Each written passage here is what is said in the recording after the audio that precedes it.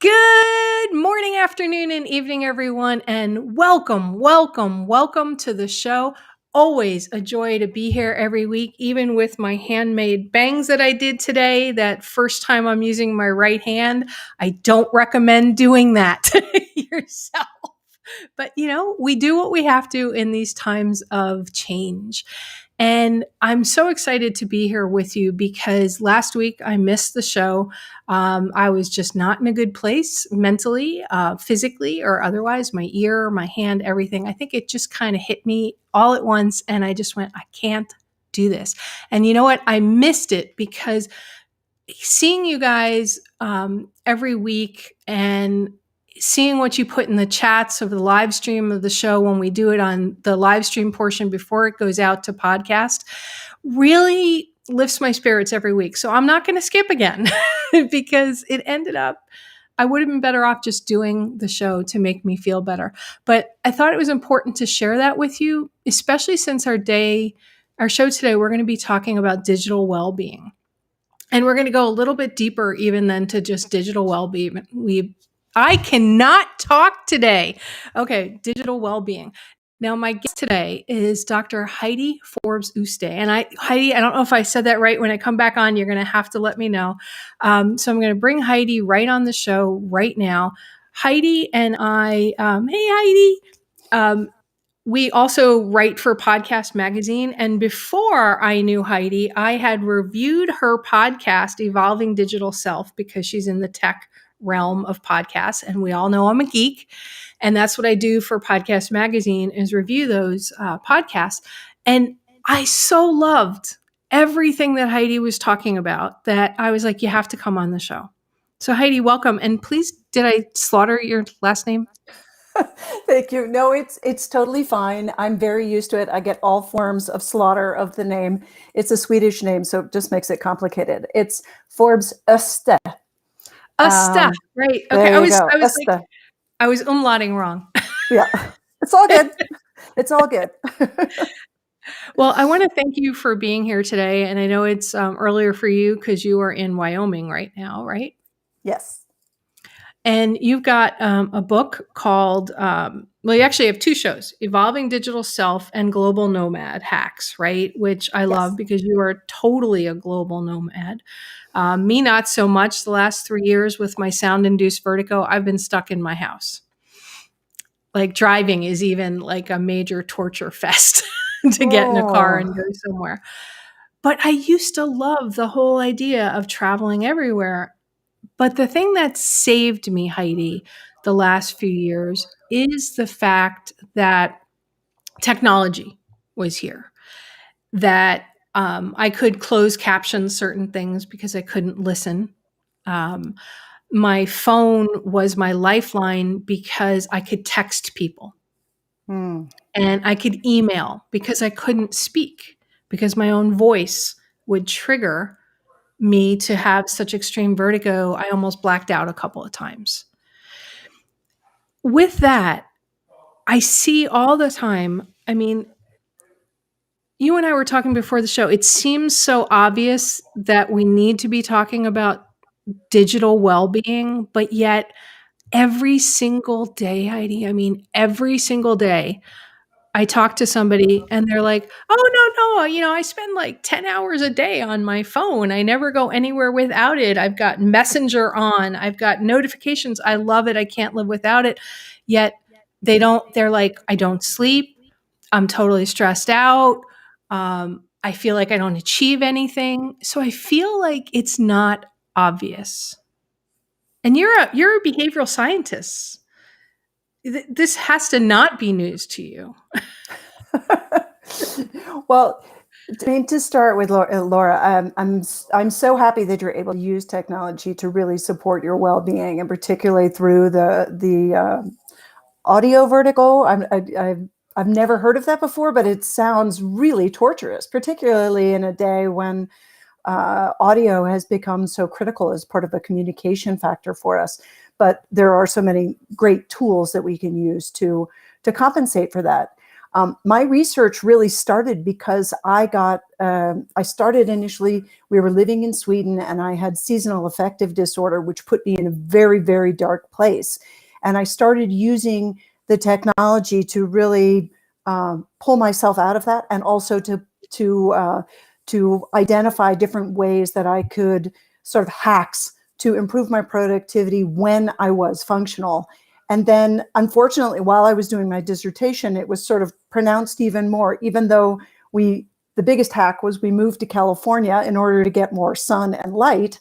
But then I got Lyme disease. And so it was a whole different set of physical and psychological attributes that I had to counter, and using technology. So the digital well-being for me goes far beyond just smartphone usage.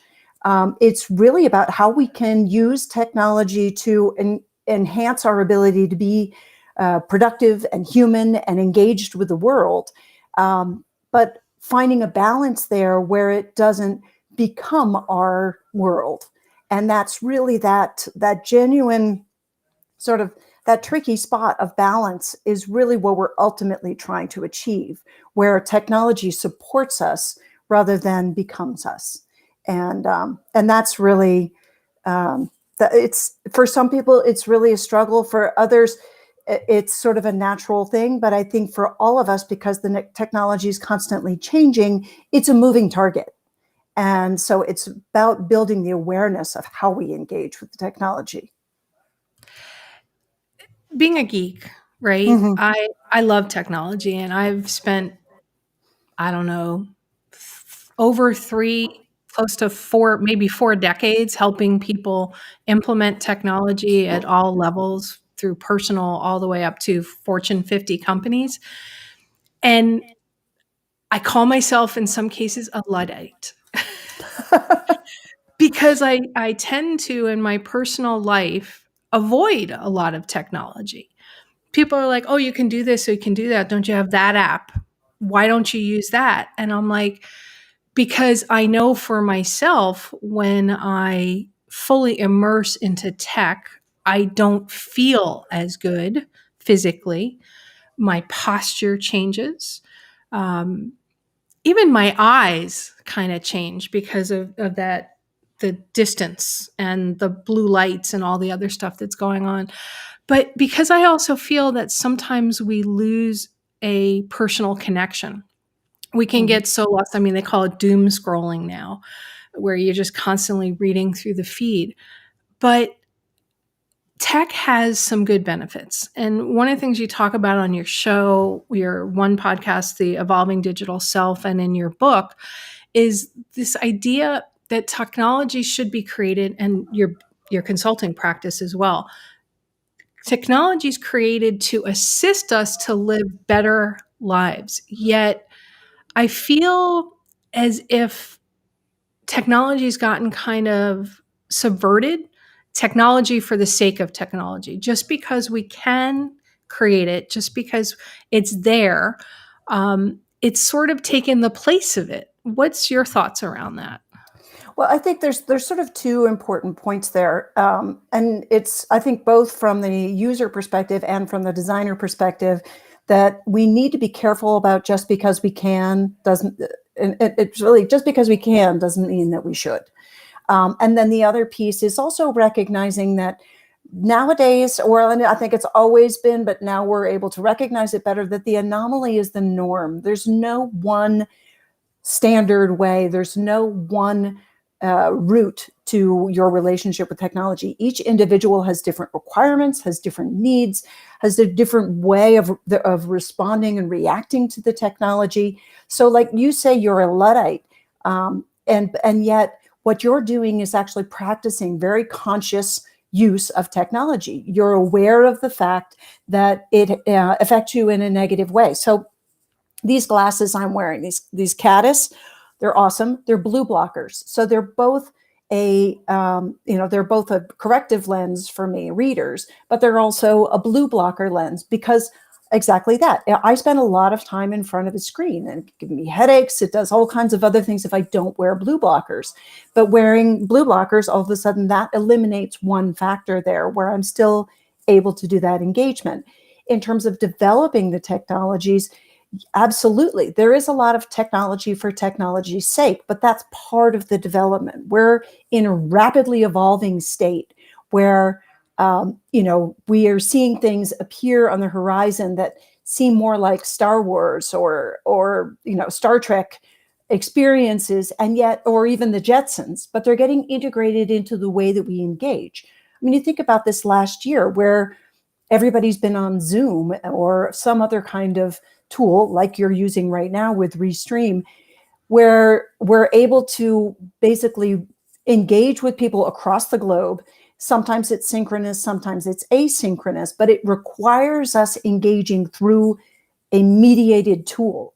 And for some people, that interaction can have different kinds of consequences. For some people, it's the first time that they've actually been able to engage with an international audience. For others, they really require that physical interaction or that genuine, synchronous response. So we all have different ways of engaging. We all have different ways of responding, but the technology, you've got to play with things first before they can actually get to a balanced space. So you're going to see a lot of technology for technology's sake, and some of it will go by the wayside, but other things will be integrated as we find their benefits. And so it's a challenging time because we have to be, as individuals, much more conscious about how those interactions with the technologies respond for us, both in terms of our productivity, but also in how they physiologically respond with our bodies. And most people aren't really aware of that. And sometimes I'm sitting here in my chair like this, okay?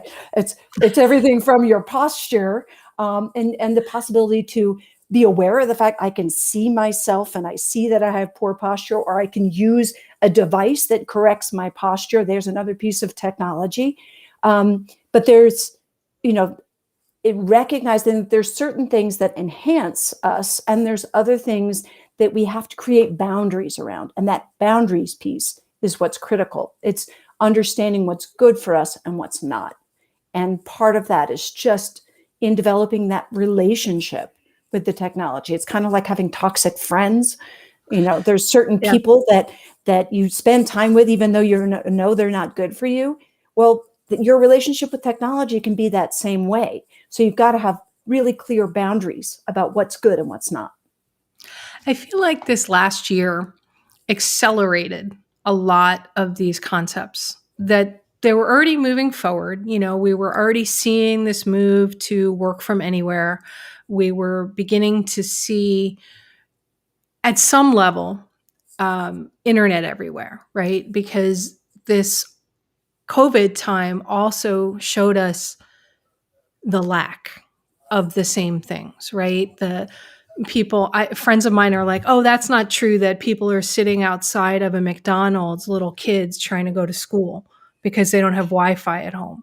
And I'm like, people, this is so true. I interviewed somebody who lives in Michigan. He runs, a pretty big company, but because of COVID, he wasn't going to the office. They had shut it down, but he had to go into his office to do the interview because where he lives, there's like no internet. And I said, it's not just in poor rural areas. I mean, this is a guy that was a half an hour outside of a major metropolitan center and he had no internet. So I feel like there's two aspects to this whole digital self. It's the haves and the have-nots. And the have-nots, some of them really just don't care, but they now need to care because they can't go to school. They can't do a business because they can't get to the business where certain things were there. Even doctors. I've had 3 doctors retire on me, which is not fun because one was my gynecologist. Ooh. And, it's not fun trying to find a new gynecologist, but he just never wanted to go digital. Mm. And with COVID, he said, it's just not worth it to me anymore because of what I need to do in order to do what I do. So he just retired, and several other doctors the same way. So with the work that you do with helping businesses, with helping individuals think through their strategies, I mean, what are some of the things that you look at in order to help people really begin to say technology for technology's sake isn't long-term feasible? Or if that's not an accurate statement, tell me it's not an accurate statement. Well, I mean, I'm all for innovation, and I think innovation takes experimentation. So you need technology for technology's sake to be in that playground of development, but it needs to ultimately have a vision as to how it might be applied, how it could, have an impact, but also recognizing sort of the ethical consequences of the development. But when you start putting restrictions on development and innovation in the beginning, you sort of limit that play space and the potential. So, for example, one of the things that I can't wait for, and I'm just a super geek about it, is holograms. I want to get to that place where I go to my Zoom meeting and I can see everybody sitting in the same room with me. Like, that would be so cool. And I mean, I have global teams and I want to be able to sit with them in the same room. I don't necessarily have to touch them, but I want to be able to see them and not be staring at a screen. Same thing with our phones. Now that we can actually do a lot of voice commands, to be able to take that movement of, keeping your head craned down, looking at a screen, and be able to just dictate things has been one of the most freeing things in the world for me. And I apologize, because I understand with your vertigo, that's probably the worst thing in the world, to have everything go audio. But it gives that accessibility piece to others. I think about my 80-year-old mother. Same thing. She dictates everything. She dictates, and she uses the audio commands because the keyboard is so small, and she doesn't have the dexterity that our kids have developed for using these devices. But in terms of the disparity, I think, unfortunately, the haves and have-nots piece, that's going to be there anyway. That's part of the innovation process. What we as developers and advisors can do is to really look at the big picture of, okay, in the initial phase, not everybody can have access, but how do we develop this so that ultimately the vision is accomplished, where the goal of whatever they're developing is accessible by all, or accessible by all who need it. And I think, looking at where we are in Wyoming, for example, there's certain areas, certain pockets here that there's just no access. I mean, you look at some of the reservations and they have, very minimal access. And yet, there are organizations that are coming together to provide the tools, to provide the connectivity. It's not perfect by a long shot, but it's an effort to ultimately reach the longer term goal. And there's going to be that intermediate phase where, that technology is moving faster than the distribution of the technology. But in that process, some of that technology will disappear because it's not going to be relevant. It's not going to be, it's not helpful. I mean, you look at, it's sort of that first world problem. You have all these people that are over-connected and it's killing them, right? So is it necessary to give that same level of connectivity to the entire world? Maybe not. Maybe that's actually more of a problem. So, I mean, I can't really, I don't dare say sort of, yes, we should all have this, or no, we shouldn't, no one should have that. But what I'm saying is that if we limit the innovation by saying, oh, well, everybody has to have access to this right away, then we don't get the innovation that's necessary to get to our ultimate vision of, having access to education, having access to healthcare, having access to all of these things that we all need universally. And does everybody need a smartphone? Well, 20 years from now, pretty much.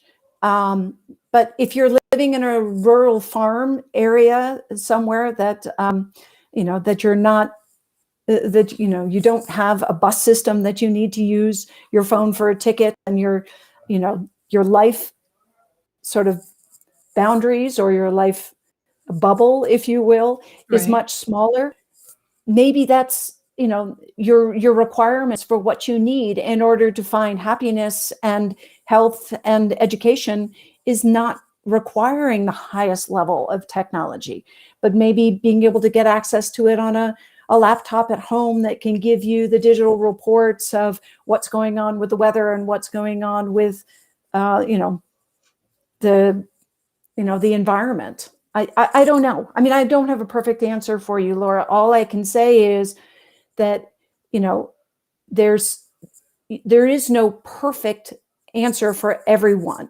Everyone has different requirements, and there's always going to be disparities.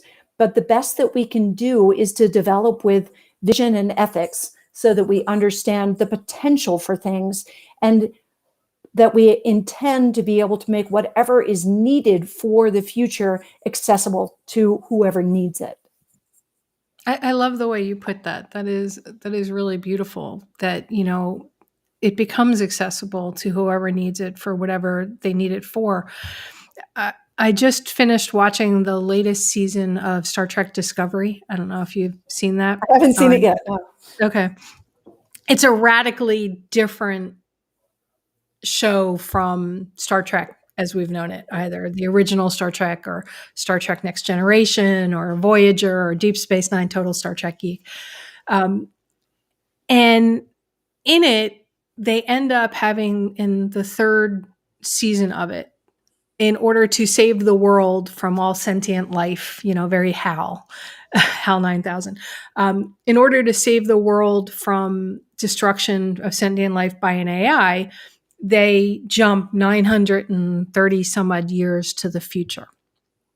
And here's this starship and all the people, and they jump through time. And of course, it's like radically different than what they thought it was going to be, but they're still people. So obviously, they succeeded. Well, once they finally find the Federation and they get back out there and connected with them, and the starship gets retrofitted with all the latest new tech. Well, all of a sudden, it's personal transporters. Their badge allows them to instantly transport themselves wherever they want to go. But there's also this other device that sort of gets put on them that allows them to have, like, we have an iPad, right? And all the Star Trek universes, they always had the pads that they signed or watched or did, right? Well, all of a sudden they just go like this with their hand and it appears in front of them, and they can move things around with their hands and they can read. And then this other hand, they can manifest phasers and laser cutters, and it's all just there. Like, wouldn't it be wonderful if we had that technology? But at the same time, when they lose access to it, the Discovery crew can still function, right? Because they haven't had it for very long, Mm-hmm. which makes them superheroes to the future world because they know a life without it. I feel like we have a potential to lose that connection to the world and the troubleshooting and that um, critical thinking processes Mm-hmm. that we've begun to push off to other things. Let me give an example. My friends all have kids. I've never had kids, but they're trying to figure out how to help their kids in school. Growing up, I know how much the teachers did for us. But nowadays, people have really pushed everything to the teachers to do, right? My parents helped a lot. They came into the classrooms and were teachers' aides and monitors. But now all of a sudden, it's all on the families at home and it's all digital. And these kids are struggling because nobody realized how much interaction was really needed to keep the kids focused. So where does that for you factor into this? I don't know if it was really clear because I'm trying to formulate this whole idea of we need to use the technology, but I'm afraid that we may be raising a generation that doesn't know how to think without it because the computer makes the leaps for them. No, I think there's a lot to be said for that. And there, in my second book, or actually technically it was my third book, but Digital Self Mastery Across Generations, I looked a lot at this, and this was I wrote it pre-COVID. But one of the things that I found that was really interesting while I was doing my research is that, so I'm Gen X, I have Gen Z kids, and my mother's Boomer. yeah, exactly. I'm Boomer. a She's sort boomer. of lost generation, boomer, whatever, Yeah. great generation. But what I found was really fascinating was this agility that the kids have that we don't give them enough credit for. I think the ones that struggle a bit are, Gen X. We both have our feet both in the technology and in the sort of manual manipulation way of doing things, and we try to do both at the same time and get overwhelmed. Whereas the Gen Z are extremely agile in how they integrate the technology, and they're much better at turning it off than I think. I think Gen Xers they're very good at the doom scroll. They get caught in that, and because it's sort of, oh, it's this, it's like reading the newspaper, but it never ends, right? So when you sit down for your Sunday newspaper, you can just keep on going. Whereas it I used to always have a used to call it going finite. down the rabbit hole. Yeah, exactly. It used to have a finite end, though. You finish the paper and then you put it aside and then you go do your Sunday activity. Now it's like, oh, well, I can dig deeper and go down the rabbit hole. I do find that, having Gen Z kids myself, my husband and I are always having conversations like they don't even know how to chop wood. They don't, like we need to teach them some of these basic survival skills, that, what if everything does get shut off, but I think that one of the things that has really come out, both positive and negative, from this last year is the resilience in these kids. I think it's hard that we have to recognize that this is hard for everyone. We are in the middle of a pandemic. So you can't expect perfect solutions when it's something that got thrown on everyone. I mean, even the companies that are creating the solutions that are helping us through it, whether it's the Zooms or the, whatever, they weren't prepared for the scale of what was needed. And so, and the internet service providers, to be able to increase the demand and, True. increase the the connectivity, the cellular providers, all of this, it's it's put challenges on everyone. So we can't expect, yes, we've been into it a year, but if you look at the grand scheme of things, a year is not a very long time in terms of development. And, yes, technology goes very fast, but you have to have that experimentation time. And we're sort of all caught in this big experiment. So, I think we have to practice patience a little bit more. Now, that's not to say that it's not a struggle. I'm not trying to discount that. I think, what we're seeing is something that is going to have very serious consequences down the line. But it also is going to develop. You look at these kids; they're coming out of, or they're going into high school. They're going into their schools, and they're the whole environment that they're coming out of when they finish is changing. The landscape is changing, but in a way they're at an advantage because they're at that flexion point where they're deciding what they want to do with their lives, and they're deciding based on this new landscape. Whereas these kids that graduated 4 years ago, they've got degrees that are completely obsolete. Right. So there's, and they may not even be as, if they finished college, before this whole thing, they may not also be comfortable. At least the kids that are in school right now, they're learning how to use the tools. That's because it's part of the requirement of just getting their education.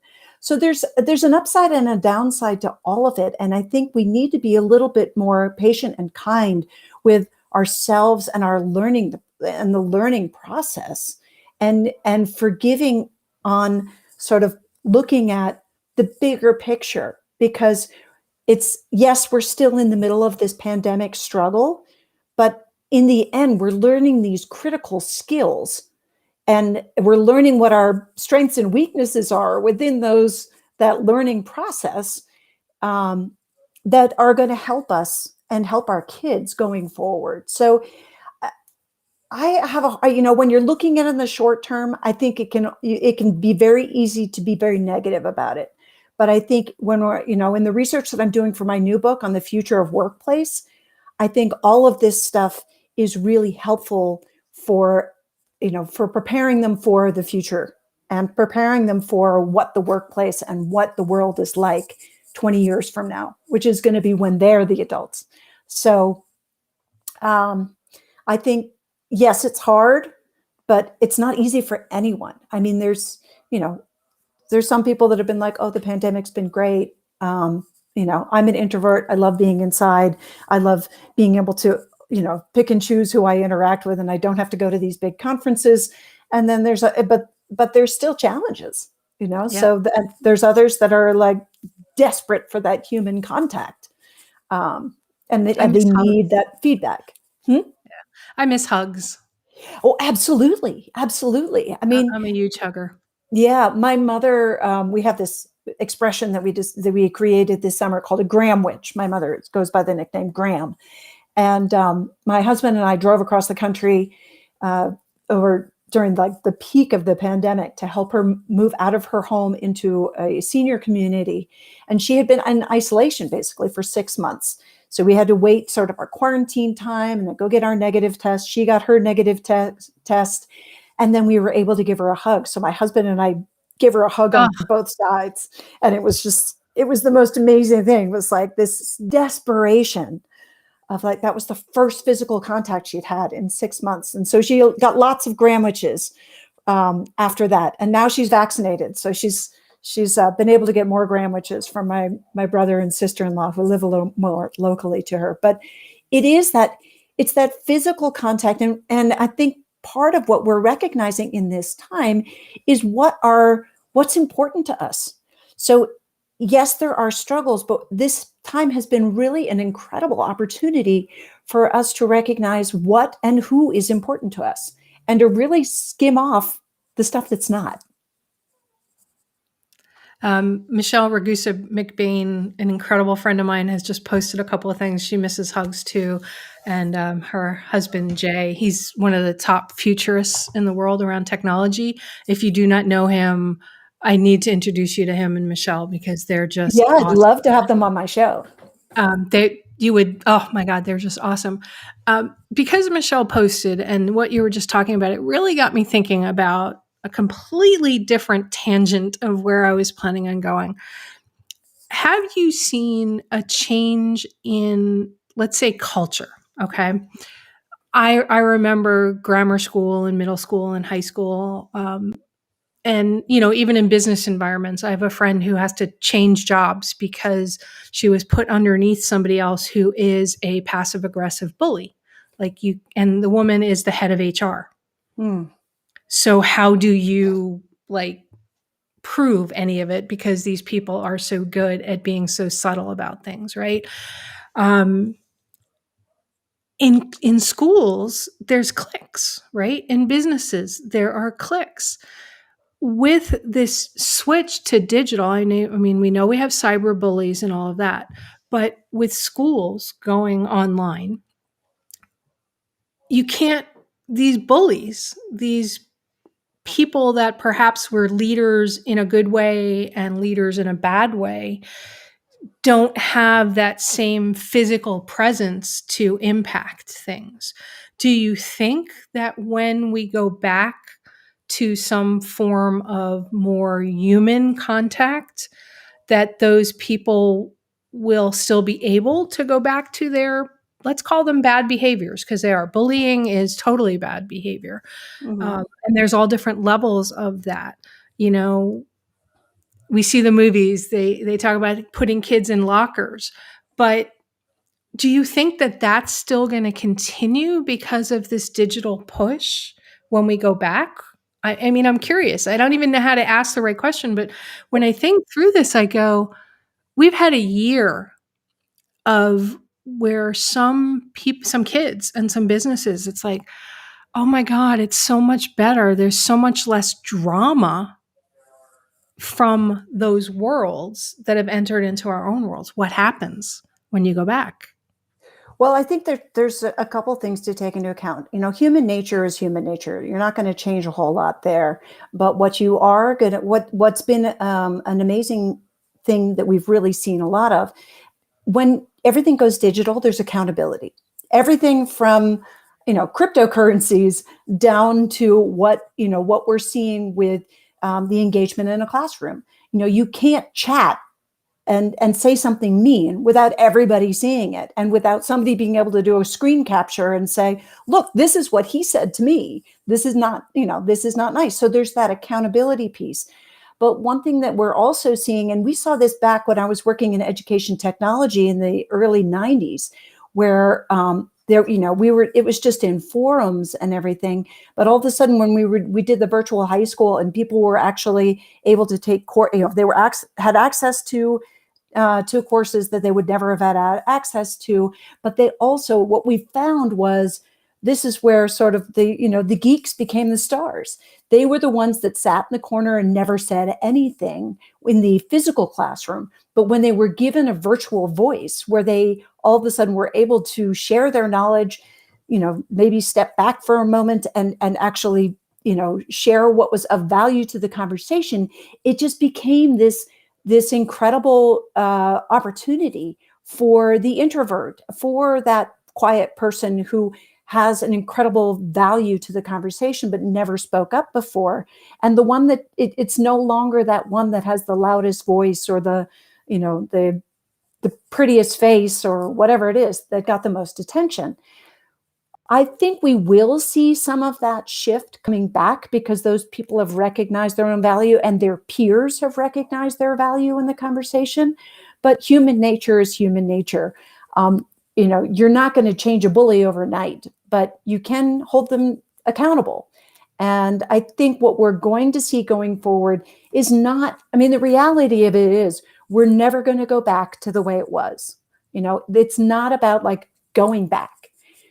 What we will see in the future, pretty much guaranteed, is a hybrid environment. And that's why I was talking about earlier, the whole mesh concept, like we're Right. seeing from IBM, the holograms and whatever. We're going to see a lot more of this hybrid, where you get both the physical and the virtual combined. And that really gives everybody a chance to shine, but it also holds people accountable. So hopefully, despite human behavior, despite our own weaknesses, we will be able to interact and hopefully be a little more kind. I love that, because I feel like there's so much good that has happened. And people keep saying, when are we going to go back? And I'm like, I don't want to go back. No. Yes, there are parts about the 1950s and 60s and 70s as a child growing up that I truly loved, but I don't want to go back there, because there's so much more wonder and accessibility that has happened. I would love to go back to some of the respect and kindness things that were just automatically assumed would happen. Calling your adult neighbor Mr. or Mrs., just as a respect, until they said, oh, no, you can call me Heidi, or whatever it is. I think those certain things, etiquette, whatever you want to call them, I feel like we've lost a bunch of that, because we've all gotten so just comfortable. And I don't necessarily feel that somebody, just because of their position, should automatically get respect, but I feel like they should at first, and then they have to prove that they deserve that over Mhm. time. Um, so looking forward to what is going to come from COVID, the fact that people are helping people. Mhm. businesses are changing. Jay McBain has talked about this a number of times. Daniel Burrus is another friend of mine. He's a big futurist as well. I don't know if you know Daniel and the Anticipatory Organization, but one of the things that they both talk about is this idea that moving forward, we need to take the best of what was before, move it with us, let go what was not the best. And I Mhm. feel like people are kind of forgetting that conversation. We're in a time of massive abundance for a large portion of the world, but large, not so good stuff for another part. So, how do we bring them forward? It's not a matter of making everybody equal, but giving everybody opportunities. I feel COVID has transformed the business landscape. I mean, businesses that were able to pivot. I watch Shark Tank, and you see these businesses that there were all in-person businesses, and now their business is taken off because they figured out how to take advantage of digital. So with your thinking, your behavioral science background, your tech background, I mean, if I remember correctly, your husband Bjorn, Mhm. is he one of the co-founders of Oatly? Yes, Okay, which I've not tried yet, but I just saw they have a chocolate version, so I'm it's really really tempted. good. Chocolate oat milk. Try it Okay, warm if you like hot chocolate. I'm gonna have to go get that now. But we're seeing how because of supply chain issues, because of technology, we've been able to look at the world in another way. Mhm. Do you think that that will survive the same way, or is it? I know it's going to escalate even further, but this idea of people want to just forget everything that happened, or they want to go back to where the way it was. To me, there's no more new normal. This is just normal. Each day is what normal is. Yeah, I mean, I think we are in this. I generally try to refer to it as like a chrysalis. It's basically we're in this phase where, like you said, things weren't so great right before this happened, right? And don't necessarily want to go back to it.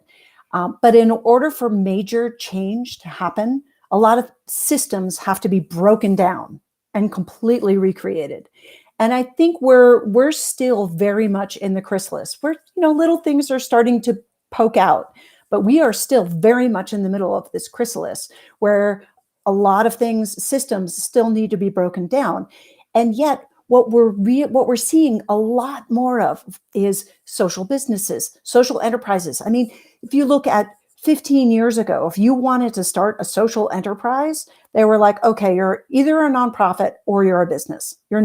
You can't have a purpose, and we're not going to invest in you if you just are purpose based. Now, employees, everyone, the market is demanding that you have a purpose. They're demanding that you have a social impact. So I think we are seeing this shift, and I think COVID has been helpful in that because there's more need, or it's been more visible also because Visible. it's been more, yeah, it's really come to the surface. And so you can't deny it anymore. Whether it's climate or whether it's poverty or whether it's, whatever it is, you can't ignore it. It's right there in your face. And I think that this next generation is very much about, what do we need to do to create that shift? Now, circling back a little bit to what you were saying in terms of, some of those things that we were raised with, sort of the kindness and respect. I think those things are sort of inherent in that as well, but they are learned. They're something that we learned within the culture of our families. We learned within the culture of the institutions, and it's up to the leaders, whether you're a leader in a family or an institution, to really define that culture. And so it's having a culture of gratitude and appreciation, and really integrating that. I mean, in my research around digital self, one of the things that I talk about a lot is the importance of gratitude, and that gratitude. So you don't really think about like gratitude and technology. Where do those two things fit in? But when you're, it's everything from being grateful of the fact that having a smartphone gives you access to your community, your people, your information, your, that, and that you all of a sudden don't have to carry around this big bag with a, Rolodex, or not a Rolodex, a Filofax, and remember those, or even a Palm Pilot, all of these crazy things, all of these things that we had before that, that took up a lot of space. I mean, they weren't great, but it's all just part of the evolution of where we're going. And having a sense of gratitude for what those things provide, and the people that are in that make those things happen, and the people that are on the other side, the that we're able to connect with. The fact that we have a tool like LinkedIn that enables us to connect with our entire network. Forget that Filofax, forget the Rolodex. All of a sudden, we can keep it up to date. We know where people are, we know where they're working, and we can reach out to them by putting in a simple filter and say, who do I know that works in this space? That we can get information and Right. entertainment by just logging on to Apple Podcasts, and all of a sudden we have access to all of these great stories, knowledge. I mean, the access to information is incredible. But if you don't have that sense of gratitude, which is something that is built in culturally, then it's very easy to just take it all for granted and just, run right through it. And I think so that's where the culture piece is absolutely critical, but it comes from the foundation of who our leaders are. And so I think that's something that unfortunately is up to human nature, and it's something we all need to work on, and we need to work on individually, and we need to work on as as parents and as community leaders, and and as leaders of organizations, leaders of podcasts, to talk about gratitude, appreciation, to just recognize how important that is as we move forward, if we are going to survive as humanity, and to take care of each other. I mean, like Michelle was saying, we're all in this together, humanity. Right. And that's not just us in our little bubble, but the bigger picture of the whole globe. So, Yeah. yeah. I mean, Long answer to a short question. Sorry. I interviewed Mark Asquith the other week, the British podcast guy, and he's created all these different platforms. And he said something similar to you, long answer to a short question. And I'm like, yeah, no, you went where I wanted you to go. My role as the interviewer is to set up a thought and see where you go with those thoughts. It's not about you, at least on my show, it's not, Heidi. It's not about me asking you a question, getting an answer, ask a question, get an answer. My goal here is to start a conversation, to spur those thoughts and let you go where they go, because this show is all about shifting perspectives. And I love it. So it was absolutely perfect. I had a feeling that that's kind of where you might go with it. But I didn't care. I just wanted to hear that thought. So Yeah. yay, perfect. Thank you very much. You're you most talked, welcome. you talked about leaders and where leaders need to go. And okay, we're both sitting here in the United States. To me, it's not about politics, although I have my feelings about politics. You probably have your own. I look at other countries over the last year and the last 4 years, okay, and how their leaders used technology and social platforms to lift up their people and their countries, and how other leaders in certain other places used it to create division. As a world, do you think it's possible to still have freedom of speech and lay out your thoughts, whatever they may be, on social, without having that, let's call it 1950s idea of, don't say it if it's going to hurt somebody, unless it's going to be a productive moving forward, constructive criticism versus Yeah. negative feedback kind of thing. And I feel like it's become a world where you can say stuff just because you can say stuff, and nobody's ever going to see you because that social media platform might not even really be you. It could be a name, a person, whatever you've made up for it. But yet the leaders of the world, they're not trying to hide. But I think their role, as you said, we need to lift, right? We need to move the world forward in some way and say, this is how we should treat each other. But yet, not everybody feels that way. I mean, we can go back in time. Genghis Khan, can you imagine if he had social media?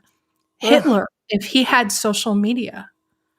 And, the list can go on and on and on about, if the Unabomber, if the, any of these things progressed to a certain level.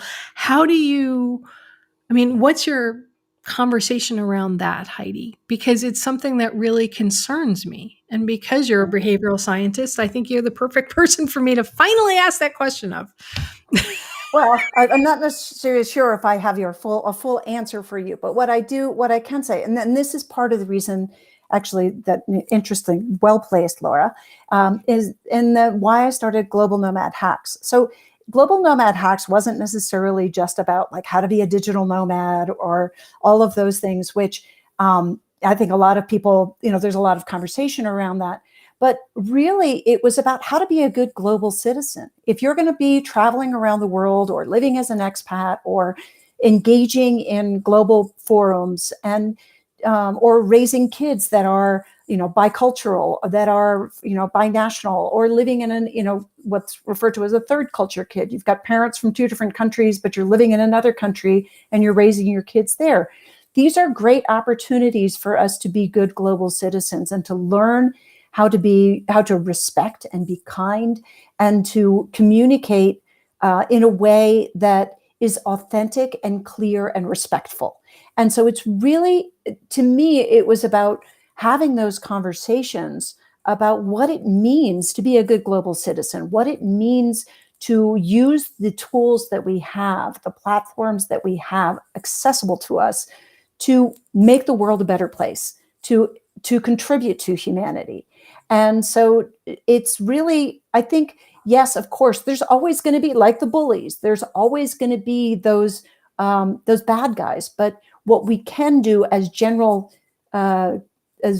parts of humanity when we see those is to speak out and to say that's not okay, and to hold those people accountable for what they're doing. And if enough people speak out and we make sure that we track things so that we can, make good decisions and to really be able to evaluate, whether it's as a scientist looking at things and making sure that the facts are being presented properly, and not just in science, but in politics and in everything else. The information is out there, the data is out there, and to help people recognize, what's truth and what's not truth, to help people recognize what's good and what's evil. And I think that that's the best that we can do as humans. There's always going to be bad people. There's always going to be, I hesitate to say evil. But what we can do is at least have a conversation about it and to help people understand how to, to view things critically and to have a critical lens. But, that's something that's a learned skill. You don't come out of the womb having critical thinking, and some people never learn it.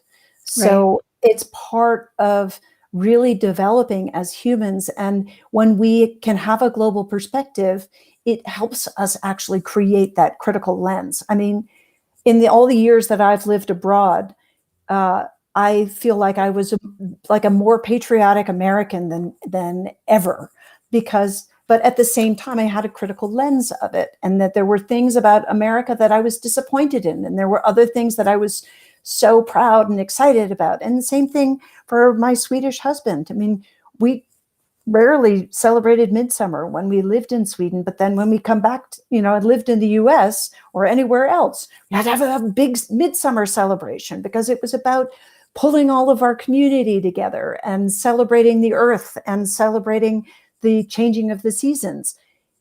So I think, the more that we can take ourselves out of our comfort zone and look back in and recognize what's going on, both good and bad, the better humanity will be. So whether as leaders we help people get into that space so that they can get perspective, or whether we just share the perspective, we have to be totally clear and authentic with where we are coming from, so that our perspective say, like, okay, this is my viewpoint, but this is based on what my experience is. I don't know the absolute. There's always difference of opinion, but I can give you the data, and I can tell you what my perspective is based on that data. And as long as we start from that point, we can hopefully have more honest and clear conversations and appreciate what we have. You just gave the perfect place to close up the show for today. I mean, that was just so beautiful, Heidi. I want to make sure that everybody knows how to reach out to you, how to listen to your podcasts and get your books, or just reach out to you if they have further questions. Sure. So sort of the bucket place to reach me would be To Balance You is my company. And there's access to both the podcasts, Evolving Digital Self and Global Nomad Hacks. We're also on all different podcatchers, so easy to find there. We actually just launched a really exciting space, which is going to be growing very fast, which is under globalnomadhacks.com/hacks, where we're putting all of the great discoveries that we've found along the way of the tools that we use, and the service providers that have done really cool things, and the people that we've interviewed. So it's actually a really fun space to really to highlight some of the people that are doing it right, and some of the cool things that you can find that help us be more human in a very technological world. So that's sort of the easiest way to find me. And there's contact forms on all of those. If you have any questions, happy to reach out. Okay. And it's the number 2, balance, the letter U.com, Yes. and globalnomadhacks.com. Yes. Okay, great. Well, I want to thank you so much for being on the show, Heidi. I mean, it was just a fantastic conversation. And I know I could have talked to you for another hour easily, just going about all these different conversations, going deeper dive into some of the global nomad stuff as well. You've been just a joy to have on the show. Thank you so much, Laura. It's been a pleasure to be here with you. All right. And everybody, I love the fact that Heidi has some really unique perspectives, and she ties them so critically to the world today, the world yesterday, and the world in the future. That's called critical thinking. And I would love to know what you all think about the conversation that Heidi and I had today. How is it affecting your life, this change? How is your life being altered by the new digital landscape? Forget the word new. How is it being altered by the digital landscape? What are the pluses for you? What are the negatives? Are you even thinking about that? Share, post this out wherever your friends are. Tell your fans about it. Anybody that you think could benefit from this conversation that Heidi and I had today. And of course, as always, I would love it if you would, on your favorite podcast platform, rate and review the show, because it does help us get found. Remember, everybody, at the end of the day, the right questions can change your life. So what are you asking today? Have a great day, everyone.